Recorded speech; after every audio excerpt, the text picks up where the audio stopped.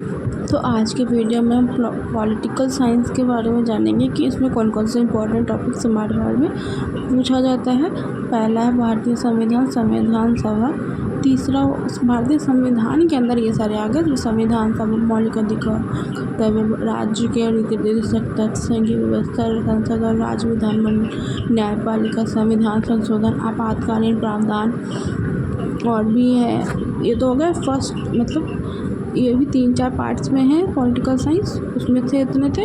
अभी हमारा दूसरा है राजनीतिक सिद्धांत, राजनीति की परिभाषा और प्रकृति।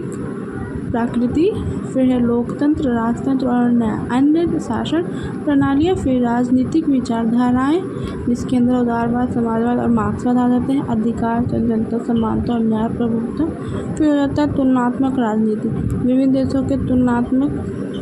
देशों का राजनीतिक प्रणाली का तुलनात्मक अध्ययन। सरकार के विभिन्न रूप जैसे संसदीय और अध्यक्षात्मक, दल प्रणाली और चुनावी प्रक्रिया। फिर चौथा हो गया अंतर्राष्ट्रीय संबंध, अंतर्राष्ट्रीय संगठनों का अध्ययन जैसे संयुक्त राष्ट्र, विश्व संगठन, अंतर्राष्ट्रीय कानून, वैश्वीकरण, गुटनिरपेक्षता। फिर पाँचवा हो गया लोक प्रशासन, इसके अंदर आ गया लोक प्रशासन का अर्थ और महत्व, प्रशासनिक सिद्धांत, जारी नीतियाँ और भ्रष्टाचार।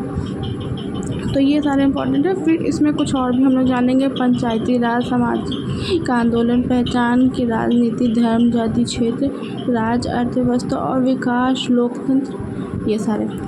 और ये सिर्फ इतने ही नहीं, हम लोगों को डेली का न्यूज़पेपर भी पढ़ना है, जिससे कि हमारे आने वाले जो करंट न्यूज़ जो पॉलिटिकल से रिलेटेड हैं, करंट के न्यूज़, वो भी हमें इसमें याद करना है कि कौन से पद पे कौन से मंत्री को भी किस पद पे दिया गया है, कितने कौन से नंबर के पद है।